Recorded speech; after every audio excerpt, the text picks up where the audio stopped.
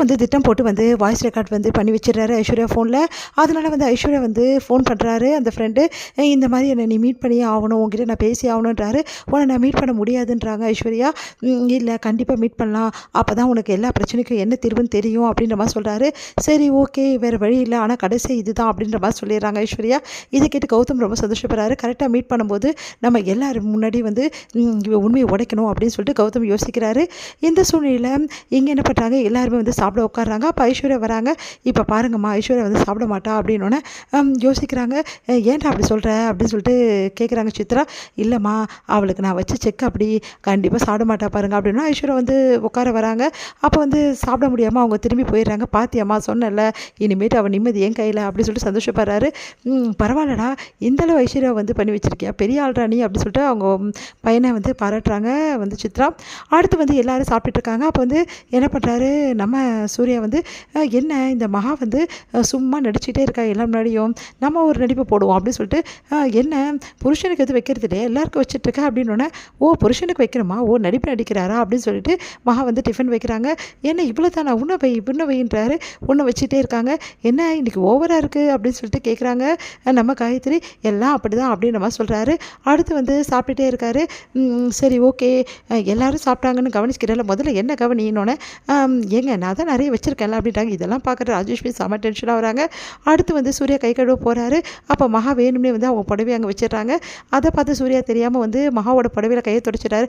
என்னங்க நீங்கள் இப்படி பண்ணுறீங்க எல்லாரும் முன்னாடியும் அப்படி சிடுங்கிறாங்க. உடனே வந்து செம டென்ஷனாக இருக்குது ராஜலட்சுமிக்கு. சின்ன வயசில் ராஜலட்சுமியோட புடவையை தான் அவன் எப்போவுமே கையை துடைப்பான், அதே மாதிரி நினச்சிட்டு உன்னை துடைச்சிட்டாமா அவங்க புடவையை அப்படின்னு சொல்லிட்டு அவங்க அப்பா சொல்கிறாரு நம்ம சூர்யாவோட அப்பா. உடனே வந்து சூர்யா அப்படியே பார்க்குறாரு. ஓ அப்படியா, அப்போது அத்தையோட வந்து உரிமையை எனக்கு நீங்கள் கொடுக்குறீங்களா, அத்தை மாதிரி அம்மா மாதிரி நினைக்கிறீங்களா என்னையும் அப்படின்னு சொல்லிட்டு சந்தோஷப்படுறாங்க.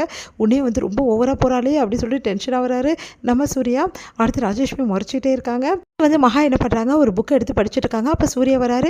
சூர்யா வந்துட்டு அப்படியே வந்து பார்க்காத மாதிரி மகா வந்து ரொம்ப ரொமான்டிக்கான வந்து நாவல் வந்து படிச்சுட்டு இருக்காங்க. ஐயோ இப்படி ரொமான்டிக்காக படிக்கிறாளே, அதுவும் சத்தமாக படிக்கிறாளே, என்னால் முடியலையே அப்படின்னு சொல்லிட்டு சூர்யா யோசிக்கிறாரு. மகா இப்போ நிறுத்த போறியா, அப்படி என்ன நிறுத்த சொல்கிறீங்க, எல்லாம் புக்கை தான் அப்படி சொல்லி தூக்கி போட வராரு. உடனே வந்து மகா வந்து அப்படியே சூர்யா என்ன பண்ணுறாரு, மகா மேலே விழுந்துடுறாரு. ரெண்டு பேருமே கீழே விழுந்துடுறாங்க. அப்போ வந்து ஐயோ போச்சே அப்படி சொல்லிட்டு அப்படியே வந்து உட்காந்துடுறாரு சூர்யா. அப்போ மகா வந்து சூர்யாவோட மடியில் வந்து படுத்திருக்காங்க. என்ன நீங்கள் இப்படி பண்ணிட்டீங்க, எவ்வளோ இன்ட்ரெஸ்டிங்கான நாவல் படித்தேன், ரொம்ப இன்ட்ரெஸ்டிங்காக அப்படின்னு சொல்லிட்டு புக்கை தூக்கி போகிறாரு. ஏங்க இந்த மாதிரிலாம் பண்ணாதீங்க, ராஜாராணியோட கோபத்துக்கு வந்து ஆளாகாதீங்க, அவங்க அந்த புறத்தில் இருக்கும்போது நான் படிச்சுட்டு இருந்தேன் அப்படி சொன்னோன்னே அப்படியே கீழே விழுது புக்கு. ஏங்க உங்கள் மேலே தாங்க விழுதுனோடனே தலையில் வந்து அடிச்சுடுது.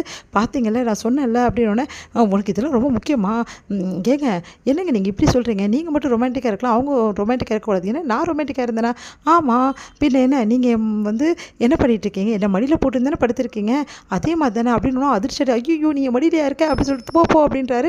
ஒன்று சிரிக்கிறாங்க நம்ம வந்து மகா. ஐயோ இப்படி நடந்துடுச்சு, இவளை என்ன பண்ணுறது அப்படின்னு சொல்லிட்டு யோசிக்கிறாரு. பார்க்கலாங்க இன்னும் கொஞ்ச நாளில், இப்போ என்னை மடியில் படுக்க வச்சுங்க, இன்னும் கொஞ்சம் நாளில் அப்புறம் நடக்க வேண்டியதெல்லாம் நடக்கும் அப்படின்றாங்க. அதை கேட்டு ஐயோ அப்படின்னு சொல்லிட்டு டென்ஷன் ஆகிறாரு. இந்த மாதிரி பண்ணிகிட்ருக்காளே அப்படின்னு சொல்லிட்டு வந்து ஐஸ்வர்யா வந்து அவங்க ஃப்ரெண்டு கூப்பிட்டாருன்னு சொல்லிட்டு போயிட்டு சந்திக்க போகிறாங்க.